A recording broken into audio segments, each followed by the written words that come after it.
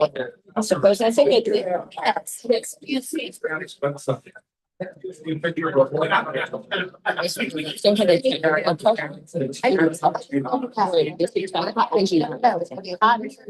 I know. He checks everything when he does. Yeah. I think that's it. Yeah. Adrian.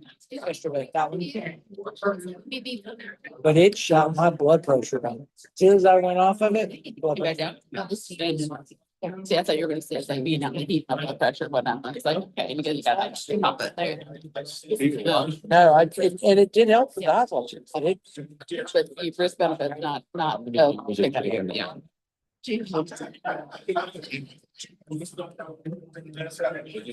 And then I saw where How are you? I'm good, how are you? I had a, prescription expired. Michael says, oh, you can call that in. I said, okay. Michael says, I don't know what your bottle is.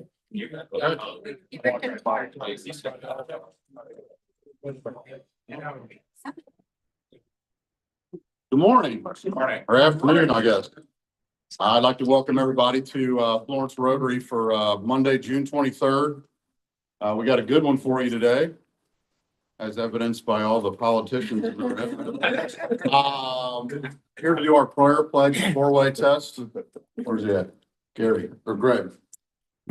What a great day to be a Rotarian. Absolutely. Let's pray.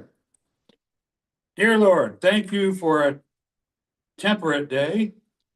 Thank you for letting us be here today to do good in the world, to make lasting change in our community, in our world, and in ourselves.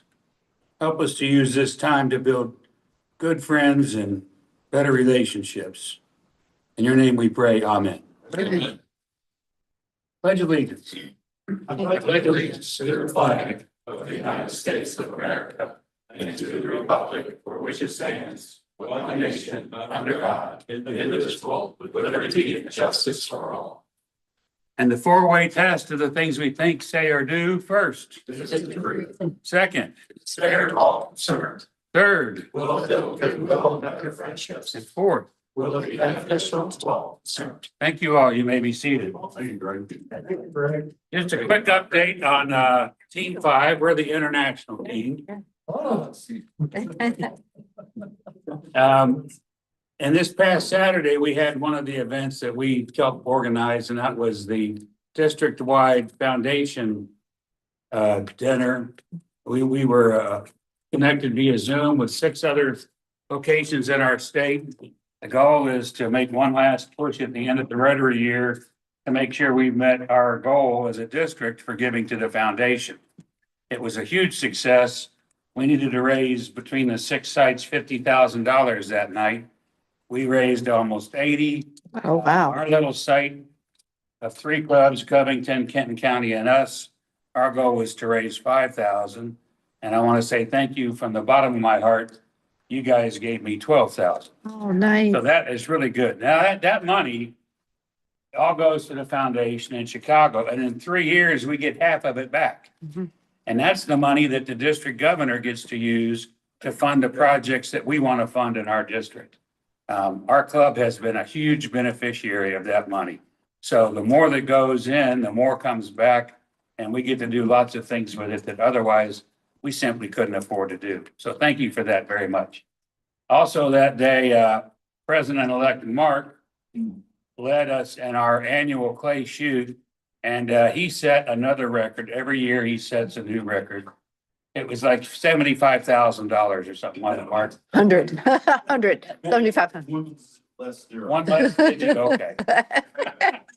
Goals. It's a goal. Thank you. That day, Northern Kentucky Rotarians raised almost $20,000 for Rotary grants, for Rotary work. And it will almost all be spent in our community. So thank you again very much. Thank you. All right, standing in for Sean Carroll, my good friend Jim Ferguson. Yes, welcome, everybody. We have a ton of guests today, and unlike Sean, I'm not going to talk about the Reds losing 2 out of 3. When I say your name, welcome, and stand up to tell us a little bit about what you do. First of all, was David Hunley. Welcome. My name's David Henley. I'm a Vice President and Chief Development Officer for Conco Incorporated. We are a cost schedule company that sets budgets for major airport projects across the country. Done most everything that's been done at CBG for the last 30 years, so. Excellent. Welcome. I thought Mr. Hunt was a member. Did he just step out? Yeah. Okay, let's go down the list. Mrs. Mary Ann Proctor. Hi, I represent Mary Ann Proctor. I represent Union and parts of Florence, and thank you for having us today. Thank you. Elaine Zyder, if I didn't say it correct. You did. Thank you. Yes, I'm Elaine Steiner. I'm the Communications Senior Manager for the Boone County Fiscal Court. Joe signed in and he's actually a member. Welcome, Joe, as a member. So you do not have to stand up and speak. Different. Mr. Steve Rawlings. The Rawlington District 11, trying my best to fill the shoes of the venerable John Shipley.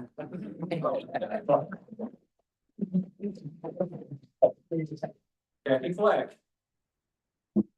Kathy Flagg, I'm a native Boone County, born and raised here. I know most of the people in this room, if not by name, by sight. I'm a county commissioner and I'm a wife, I'm a mother, and I'm a grandmother. And Julia's son, Joseph Pyle. I'm Joseph Pyle and I'm a public policy student at the University of Kentucky. Mayor Julia. I'm Julie Abishon. Know pretty much everybody here, but happy to be here.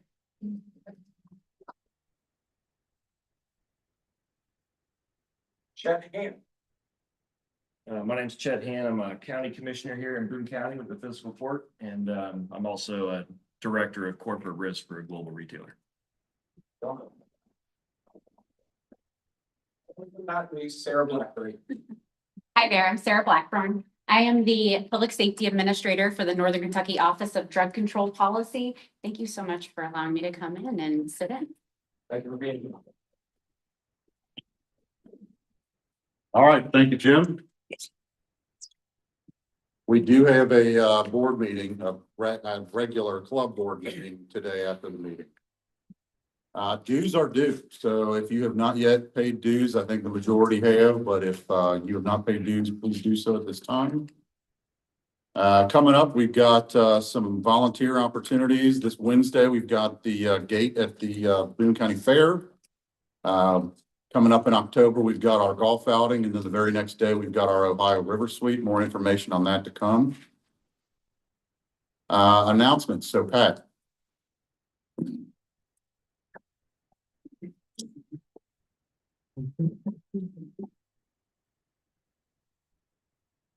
I'm seeing. You may or may not know that the Council on Aging for the region is based here at the Area Development District. I happen to chair the council. And we have a new program called a Friendly Visitor Program.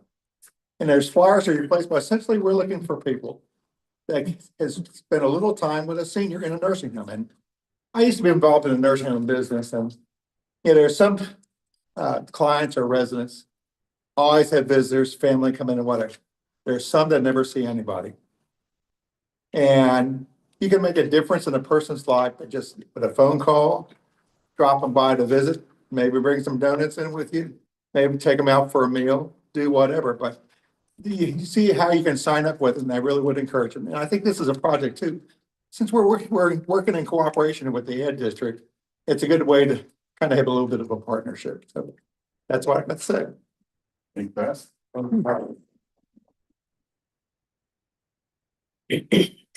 I'm gonna be real brief and perfect opportunity to promote the transportation plan because of our speaker today and the audience that he's attracted. Of course, I'm here every Monday. I'm a member of the club, but the transportation plan is the next generation. We've done transportation plans in 2017, 2007, and then even a partial back in before that. The transportation plan is really what drives what happens in Boone County. People ask, why are we updating it again? Because many of the projects are done, or certain demographics or other drivers, no pun intended, are driving the need to update the plan. So please log in. Elaine, did I miss anything? Thank you. Thank you, Jerry. Anybody else? Any other story? I just want to reiterate on the volunteer opportunity Wednesday night at the fair. We do this every year. We need 6 volunteers. So far, we only have 2 signed up, Carolee and myself. So please consider helping at the admissions at the fair. Because we run 2 of the booths to take the admissions and they depend on us for that. Are those booths air conditioned? Yes, they are air conditioned. That's important. I just wanted to mention, I know we have a council member here, Dave Schneider, but council did just approve our budget for fiscal year 25-26, including in it would be additions to our police force, all of our spending. But one of the big things that they approved in this budget was the first phase of a 4-phase parks master plan, totaling around $40 million. The first phase is $10 million. We'll hit 6 of our parks. And so we'll have different amenities added to each one of our 6 active year-round parks. And so if you want to check out our budget address, my budget address, or the state of the city, those are online on my the City of Florence YouTube channel. So you can check out either one of those weeks of council. It was June 6th or June 13th. And those are online. So lots of great things happening in Florence. Awesome. Thank you.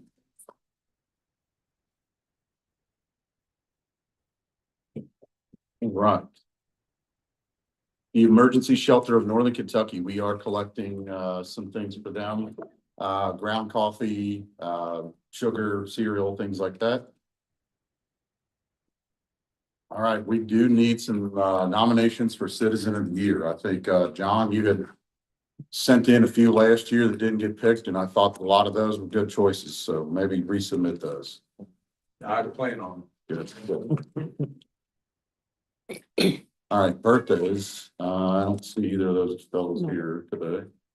Happy dollars. Anybody have any happy dollars? I've got some happy dollars. I do too. All right, you want to go first? Sure. So I've been out for a while because I've been traveling. I was actually gone for almost an entire month for work and for vacation. But my 2 happy dollars are about my kids. My daughter graduated University of Kentucky, perfect 4.0 for her entire school. And wow, Lewis Honors College. And she did it in 3 years because she went in with a dual credit. So thank you for the dual credit, General Assembly. Saved us 30 grand. So appreciate that. She actually got a job as an HR intern at the Northern Kentucky Water District. So she's working over there for the summer in the HR department. And then my son, Joseph, finished his first year at UK. Again, Dean's List, 4.0 last term. So we're happy about that. And he just got back from a great trip with his aunt. He went to Europe, to Brussels and Amsterdam. A lot of history, World War II, going to government, European Union and those kinds of things. And so I'm happy to have him back home for at least a month or so. Peter. So a week ago Saturday, I attended the annual Rotary shoot.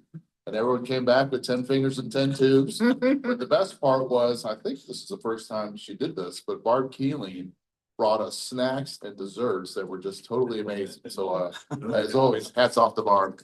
Thanks, Peter.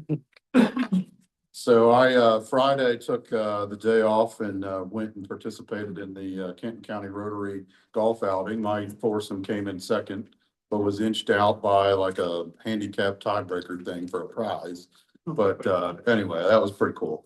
And then part of my job at the bank is to just kind of go around and knock on doors and drum up business that way. And while I was in Fort Wright, they actually have on the city marquee, all law enforcement vehicles are equipped with AEDs now. Like they're proud of it. They're telling people about it. So I was really excited about that. And then Mayor Julie might actually be aware of this one, but on May 21st, 2025, officers received a call to Schwann's on Empire Drive for an employee who had suffered an apparent cardiac arrest.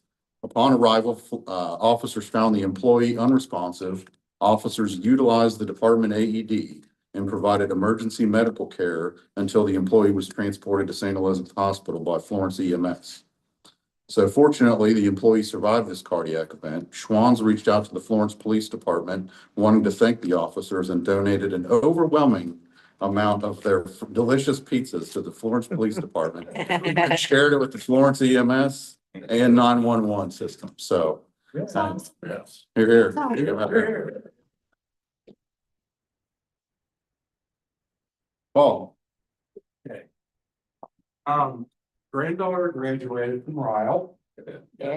She got a scholarship down at Georgetown College. Are you ready for this? Wrestling. 5-person team on the women's wrestling team. She was actually rated #2 in the state. And she's got this deal going where she raises that muscle up, buddy, and you better pay attention. But she's so happy, and she kind of boyfriend too. First boyfriend she ever had. So it's like a. Slow it down.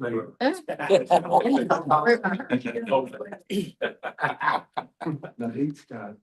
We got Football. George. Just coming back home from Oklahoma, little town called Ringwood, Oklahoma. I got to spend some time with my brother and I in transportation. We chose to drive for some strange reason. I'm not sure what it was. But time with my family, time with nephew that I haven't seen since he was a boy. And it was just a good visit. It's been good for me. Excellent. Excellent. Thank you. All right. Now for the main event. John, would you like to introduce our speaker? I would.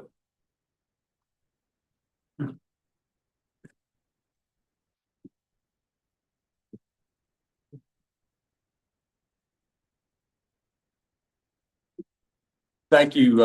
I think I know just about everyone in the room. My name's John Chickle, and I've been a member of Rotary for about 20 years, and I love Rotary. But today we have a very special speaker.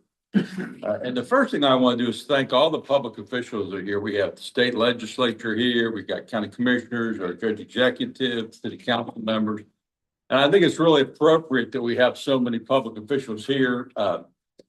I know jokingly somebody said you can tell all the politicians in the room. And back when I was an elected, I always took a little exception to that, because the job really of a public official is public service. It's not politics. Our job, or their all's job, is not politics. It's public service. They get their jobs through a political process, but their job is public service. And when I look at the public officials here today, and I talked to almost all of them on the phone before they came, every one of them really has a public servant heart. And I want you to know that we appreciate that, because we look at you as public servants, and we're honored to have you here at our Rotary today, because we know how busy you are. I was going to introduce you all individually, but Jim took care of that, so we won't do that. But Bob Yeager is just, when I was elected to the state Senate 16, 17 years ago now, I didn't know what I didn't know about transportation, as the saying goes. I didn't know what I didn't know about transportation. And transportation is, especially in Boone County, is such a huge deal. And guys like Gary Moore and Bob Yeager have forgot more about transportation than I know.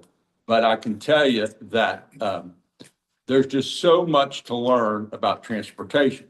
And it's, as the public officials in this room know, it's a coordination between city, county, and state. And if it's not coordinated, it doesn't work.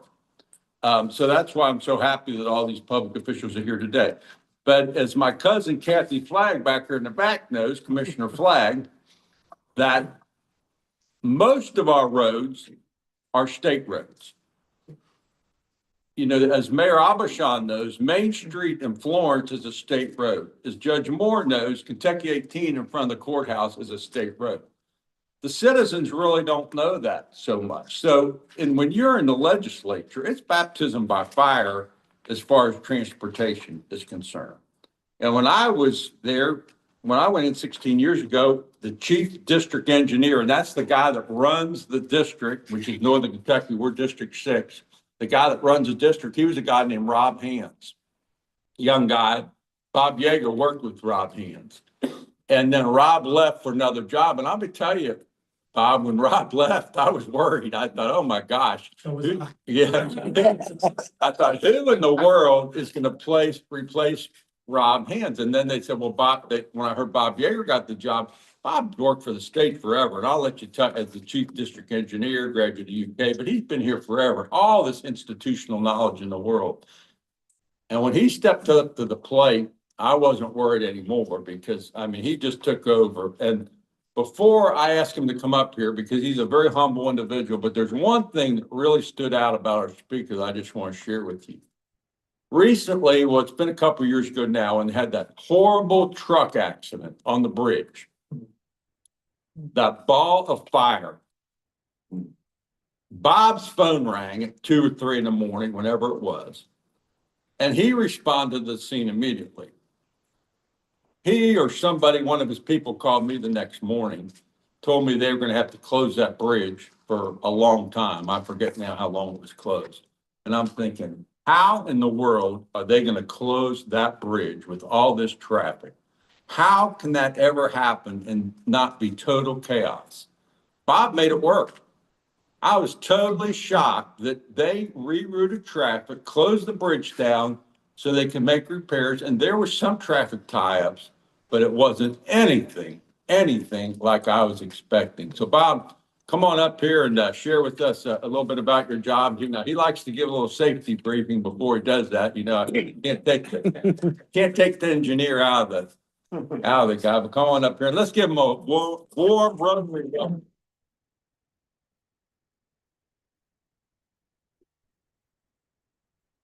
I got the opportunity to work for John for a long time, and one of the things he won't tell you is that he never calls. He would tell you that he always calls, but he doesn't really. Most of the stuff he was able. And what I always told everybody that comes in when they're in that position is call me, and I don't work for you, but I'll work with you. And that's true of everybody. There are certain things I can't do, and I'll let you know that. But if we work together, we can find it out. In 41 days, it was closed, John, 41 days. And the bridge in itself is very unique, and we won, I think, about 18 awards for the work that we did on that. And a lot of that was due to communication, being able to tell people what was going on, because that was always a concern, was when's it going to get done? Obviously, when what are you doing to see that it gets done? So we put out press releases pretty much every day. We did everything we could to make sure that everybody was aware of the intricacies that were going on there. And the one thing we wanted to do to make sure is everything we did safe.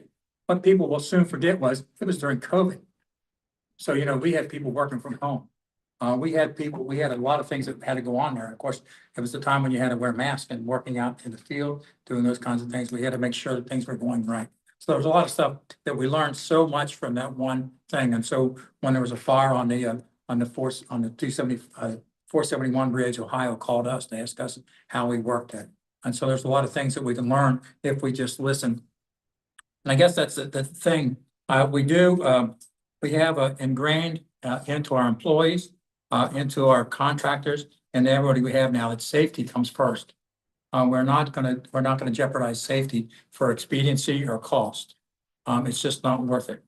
When you think about it, and we see the statistics about 25 people dying or something, if I listed those 25 names, you get a real sense for what that means, because that's 25 families that don't have that loved one with them. So one death. We're looking for 0 deaths on the highways, and we're saying it can't be done. But there was 14 days last year, there was no deaths on the highways. Let's just replicate that another 350 times. Let's just see what we did right. And some of that, you know, you say, well, that's luck and that'll never happen. But each one of us has a role in it. And of course, for accidents, it may not be your fault, but maybe you could have avoided it. When we get started, how many is the first time in this building? I mean, everybody's been in here at least once. I've been in here at least once. Okay, you know where the restrooms are? Anybody know where the AED is? We talked about AED this morning. 1, 2, you're in charge. I have a heart attack. You're in charge. It's outside by the water fountain. Fire extinguishers easily seen. The exits on either end, if you're closest to here, you can go that way or this way for some reason for a fire, something, alarm goes off at a sound. It'll be obnoxious. You'll want to leave if you hear it. So we're okay with that. The fire extinguishers, again, if you don't know how to use them, make sure to do. The address here is 22 Sparrow Drive. How many people have gone past an accident or something and say, I wonder if somebody called that in? What if everybody thought that? And nobody calls it in. So, you know, and I tell you what, I've called dozens of times, even after things have gone and the 911 operator says, thank you for calling, but we've already got that information. But it also verifies that it wasn't a trick call. If somebody just sitting calling something, you get enough calls and you know it's serious. So don't assume someone else is going to do that for you. So if you see something, say something. It's important. We need to, children, grandchildren, taking your grandchildren stuff. Look, teach them. You know, seatbelt laws are so much better now because our kids grew up with it. It's the older people we still can't get our seatbelts. We're doing really well. 90-something% now when it used to be in the 40s. But that comes at a big expense. It comes at doing, how many things have you seen about buckle up? I mean, the campaigns that we have to do that. And we're trying to do the same things with distracted drivings. How do we get people to quit talking on a cell phone when they're in their car? It's going to require us to have some kind of mechanism, some kind of app on your phone that turns off when your car turns on. It's the only way you're going to get them off.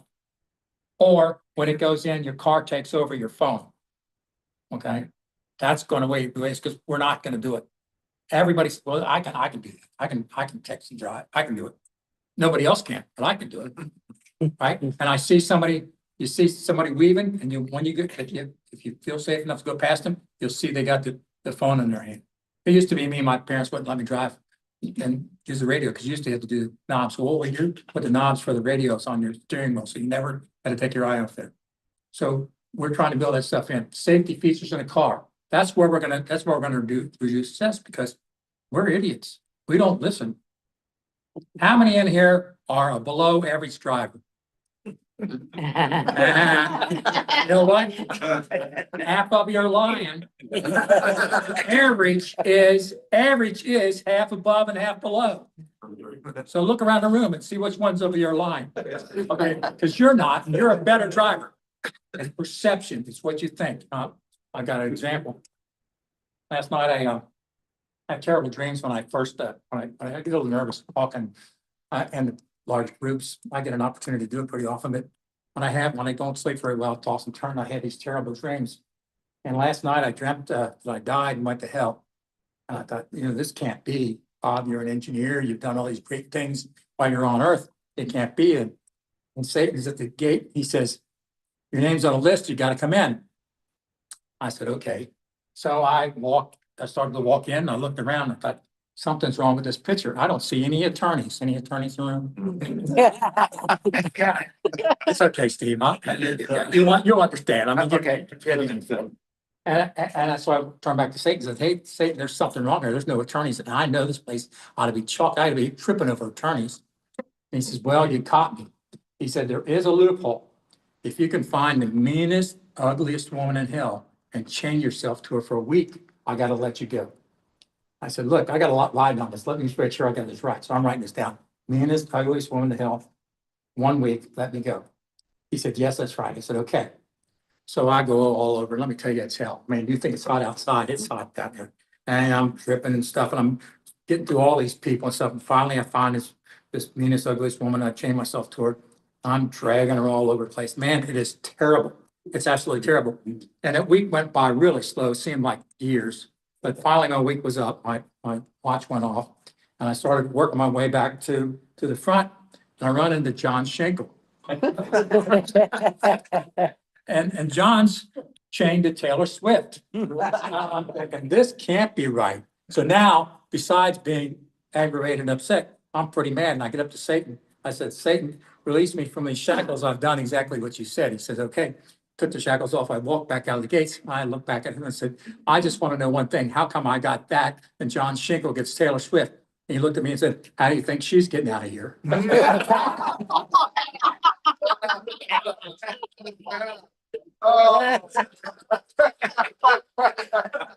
can do that as a car. Perception, perception. If you think you're a better than average driver, you're fooling yourself. Stop signs, going through them. Not stopping before you turn right on red. I can almost guarantee if I drive behind each of you for a couple of days, you will go and not stop before you turn right on red. That's what the rule says. Rule says stop, yield, turn right on red. Why is that important?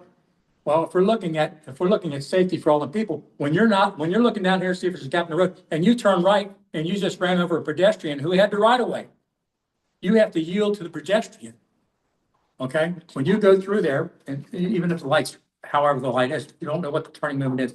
They could have a green light coming the other way. So sometimes we find these places where it's like that. We have to put up a no turn on red because people will do it. They don't look in the right place. We do that around schools, especially around schools, because children, when they see the walk light, will walk. And you can see how aggravated people are. They'll try to beat them before they get there. Or as soon as they get out of their lane, they travel that way. Well, what if that kid drops something and turns back away? You're supposed to give them full access to that crosswalk. Okay, how many below average drivers? Everybody raise your hand. Everybody raise your hand. Come on. I'm telling you, when you think about it, we're all like at the same thing.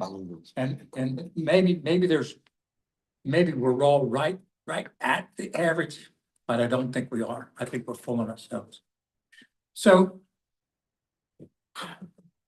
we've had success with our seatbelt law. We've had aggressive drivers is on the increase. It's been on the increase. 70% of the accidents that I review, this police reports are reviewed, say inattentive driver. 70%. That should be zero. What's more important than you driving a car that will kill anybody you run into? What's more important than paying attention to what you're doing? You don't have a more important job than that. I don't care if you're president of the United States. If you're president of the United States, you probably ought to have a driver. Okay, if it's so important, you got to do your work while you're going from place to place, hire a driver, get somebody. Would you put up with that if you hired a chauffeur and they were texting and driving? Or they were talking to somebody else? You expect complete, when you're the driver, you're in charge. That car will do whatever you want to do. We try to get the car, hey, Bob, move back over to the right, you're on the line. You're too close to the car in front of you. Those kinds of things, all the warning signs. And first time I ever got in the car and the seat vibrated when I went over the line, it sort of faked me out a little bit. I wasn't sure what was going on. Maybe the spring popped out of the seat or something. But we have to be careful, and we've got that control. Everybody in this room can make us closer to zero deaths on the highway.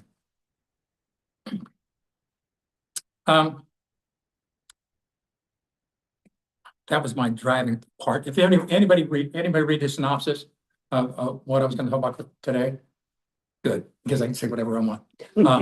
Anybody do their homework? I gave you five websites that you can look at. Anybody look at those? I do. Okay, so what part? All of it? I'll try to stay close to not lying about those. I skimmed them. Okay, all right. Well, we are in that world of information now. Everything I tell you, you can find somewhere else. You don't have to listen to me. You might not get my jokes, but you'll get everything else. So when you're looking at that, but you like hearing it from the source. You like hearing those kinds of things. And so there are a few things I want to talk about. We're looking at, from a safety standpoint, we're looking at addressing all users, not just vehicles. So that means pedestrians, it means bikes. You're seeing a lot of that. Boone County's in the forefront of a multi-use pass to get the vulnerable users away from the highway. That can't always be done, so we have to share the road. But that's important. And so the Kentucky Transportation Cabinet has adopted what we call a Complete Streets and Roads Manual, which is incorporating all these things as we build our roads. we have a new approach, or not so new approach, for roads that have shown to be less than desirable accident histories. And so if we have an HSIP program, Highway Safety Improvement Program, funded by the General Assembly and federal government. It gives us specific money to go look at places where there's been high accidents. And we look at that, we look at what can be done within the footprint without a major project. These are projects that are usually under $5 million. When they get more than that, it almost creates a rebuild. But those are projects that we've been doing now for years. And we look at that based on a statistical approach. And at my 50 years with the cabinet, 30 of those spent in maintenance.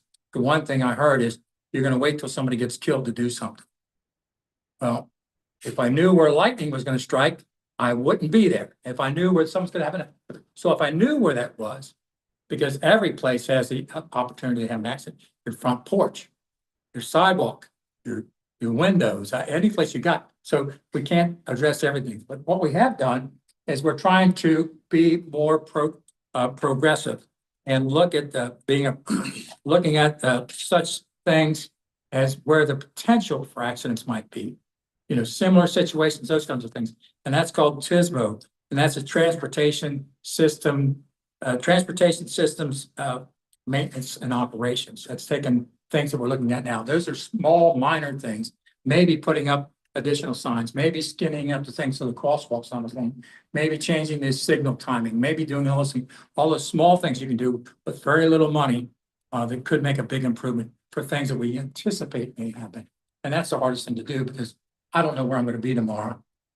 So looking in the future is a lot tougher. I can tell you where I've been, but looking in the future is a little tougher. I promised a few minutes at the end, John. I still won't let you ask for one question. But I've still got more things to do. I can't help it if you all had dollars to give away. Where those dollars go? They didn't come to me. Second thing I had on there, I made 3 things out, but then I thought I'd make stuff up to go with them. No pain, no gain. And when you hear that, usually you think about diet and exercise and stuff. They always say that, no pain, no gain. Well, it's true of a lot of things. It's true in the highway construction business as well. I thought I turned it on. It's not me calling. That was But anyway, it's my wife and she's called twice. So anyway. I told her to call me at 1:45 because she knows how I like to talk. So yeah. Hello. Yeah. Yeah, I'm right in the middle of my speech. Yes, right now. Bye.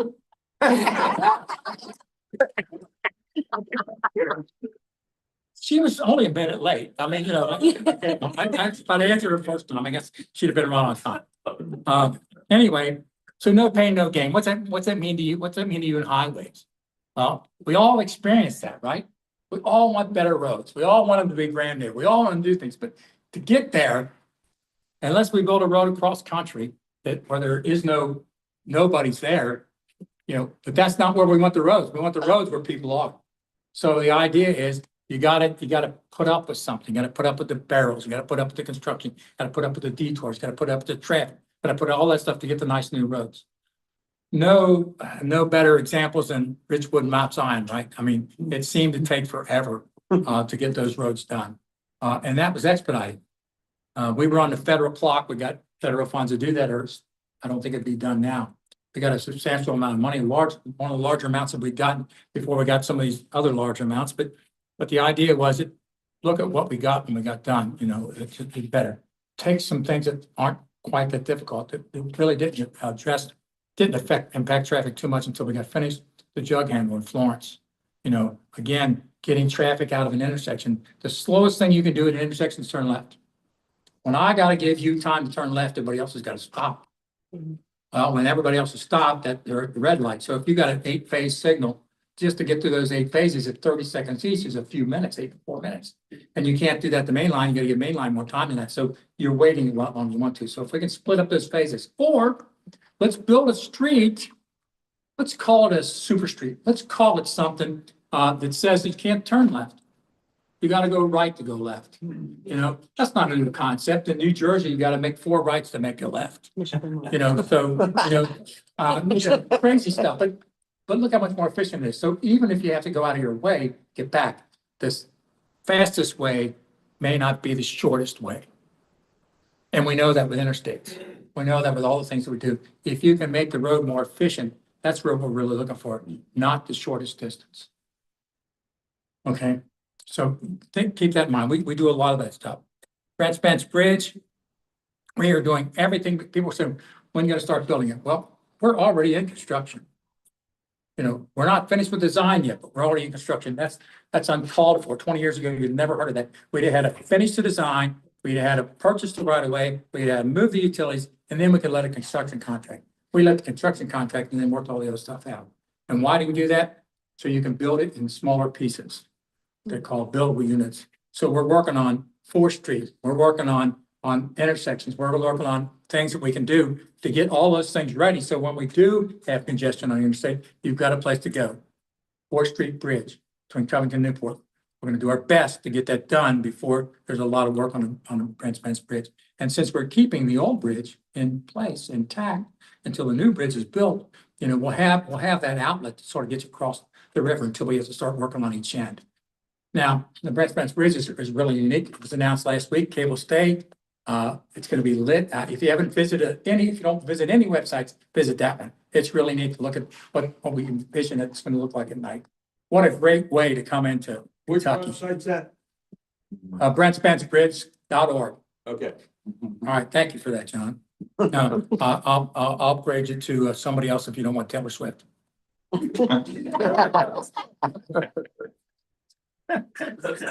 just go to KYTC, go to Kentucky Transportation Campaign, do anything, and there'll be links to all of our sites.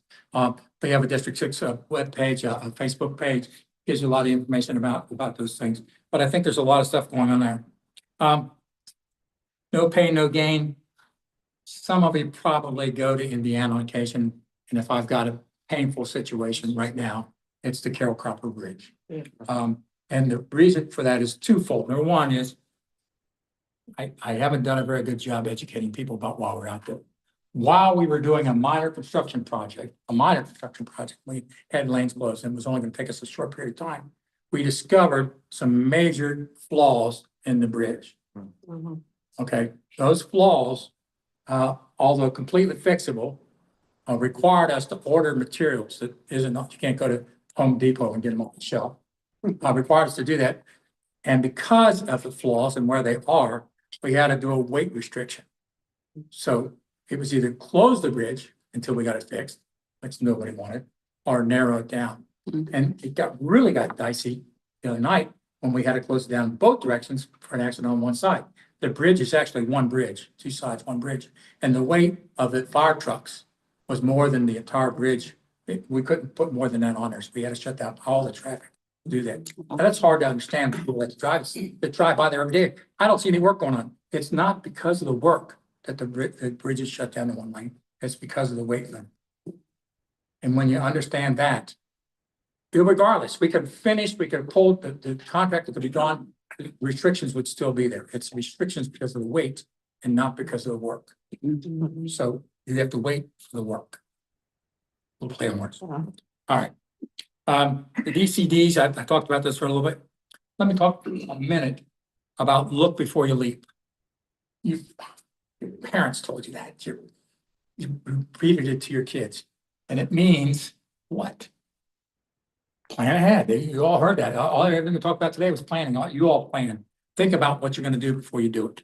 That's the look before you leap, right? We try to do that with our projects. Look at what it's going to do. Where's the detour is going to be? All those things, we do that. But you can do that as a driver. You know, you've got Waze, and it's a really good tool, but it's just a tool. Okay? If you take it as gospel, you're going to end up like me, driving into a parking lot and wondering where I am.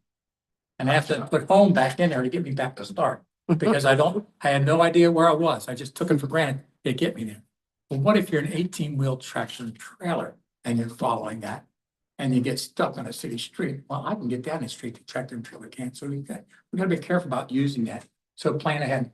If snow and ice is one of those places too. We had a major catastrophe. The snow came down so hard that it shut down the interstate in Gallatin County. And Waze was telling people to get off the roads and go back roads and stuff, because they were wide open. Well, there was no traffic on them, 6 inches of snow on them, but no traffic. So as soon as they got there and they got bounced up, there's no way we could get the people in emergency there. At least on the interstate, we have ways of getting there because we have lanes in both directions. So if you're ever caught in a major snowstorm, stay on the interstate, even if it says it's gonna take you a couple hours to get out, because we can get to you there.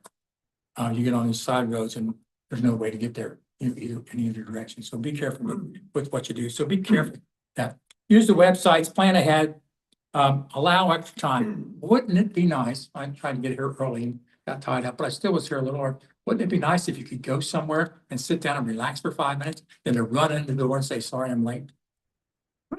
We'll think about that. Just plan enough ahead. You know, my dad was always one to be 30 minutes early for work.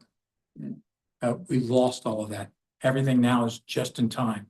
Well, just in time is not any good if traffic signal malfunctions, an accident ahead of you, all the things that you have no control over. The one thing you have control over is when you leave. So take control of taking control. Hey, Bob. You got about 5 minutes. I don't have 5 minutes, but not done. I'm done, Joe. I saw you stand. Thank you. Yeah. Because I think with this group here, we probably have some specific questions that people want to ask. And I'm gonna start out with a couple of them. Okay. One thing I've noticed over the years is that we live in Boone County or Union or Florence, and we got great snow removal, county snow removal, great snow removal in our cities. But it seems like the state is stretched. Well, we haven't been those. Yes. I've noticed that it seems like the snow removal on the county roads, the city roads, is superior to our state roads. And I know could you explain to us a little bit the process you're using? I know you're using contractors and state employees, and if you agree with what I'm saying, and where we're kind of going with that. Absolutely. We are geared up to treat a normal storm in 4 hours. Now, I don't know what normal is anymore. Normal is a 1-inch storm that quits after an hour. We can have all the roads clean in 4 hours. The continuous snows, the snows that stop, that starts, that stops, that starts, that's what hurts us. Snow followed by a quick freeze. Salt is only effective till about, totally effective till about 25 degrees. It'll still work at about 20 degrees, but below 20 degrees, it's basically ineffective by itself. So we add calcium chloride to it, because calcium chloride, when mixed with it, can work down to around 18, maybe even 15 degrees. So when you get a really cold, when you get a big snow at 32 degrees and it drops to 0, we're really hurting, because you literally won't, when it warms back up and all the snow's gone, you can taste that salt, how much salt we put out on the road. At $100 a ton, if you drive the average number of miles in a year, if you drive 15,000 miles a year, and you get about 15 miles to a gallon, you buy about 100 gallons of gas, 1,000 gallons of gas, paid about $500. You paid for 5 tons of salt the entire year. So salt, snow, and ice is one of our most expensive activities. Are you having trouble? Because I've noticed that out on the highway, you have contractors, people aren't state employees that are doing it. Are you having trouble with manpower as far as getting the people out there to do it? And are you having trouble keeping your equipment up? Yeah, and again, it's a balance. If I have enough people to treat snow and ice like they do in Buffalo, where it snows a lot, if I have enough people to do that, then what do I do with all those people during the summer? If I have 100 employees, so we don't do that. So I've got 85 contract trucks, 85 contractors who are in it for the business. They're not public servants like us. And so we allow them 4 hours to show up.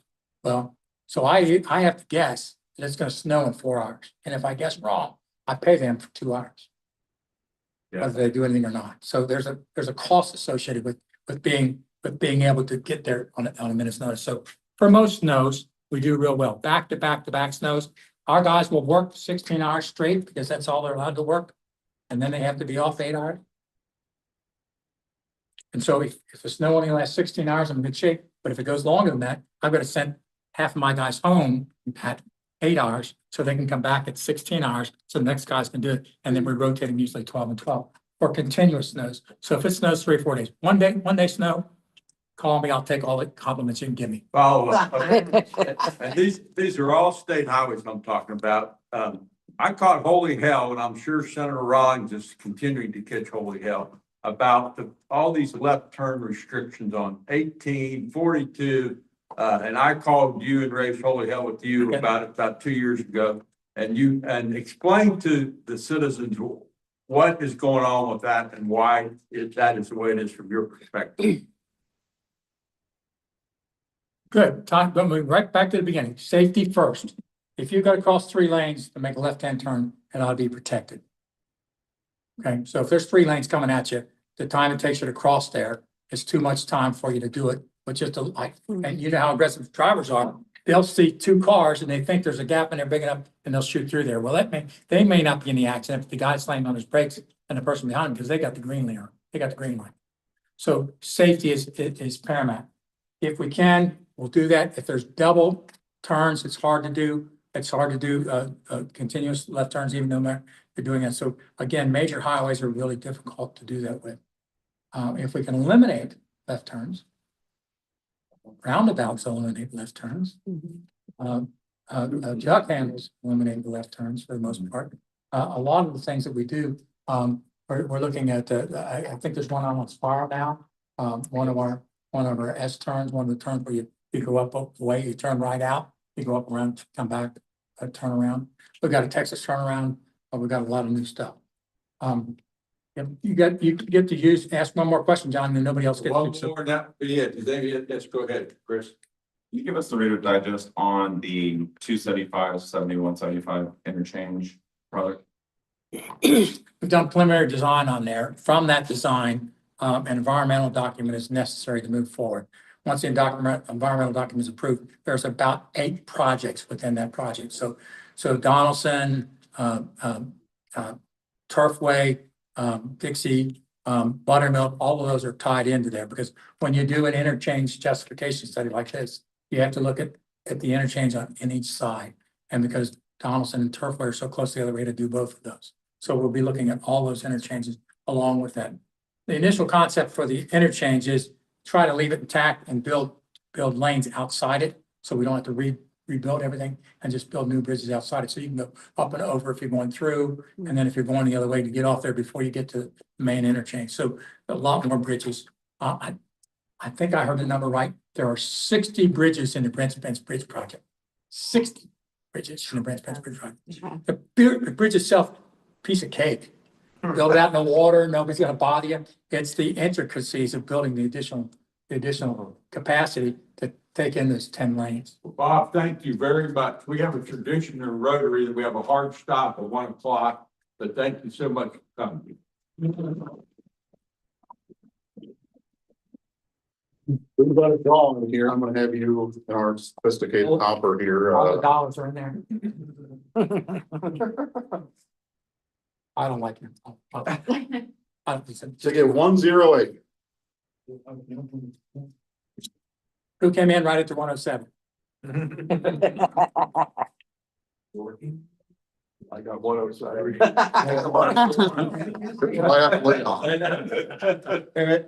And the winner is not George. Wait a minute, you got 1 too. That's what he does. He bought 2. Okay. It's George. All right, George.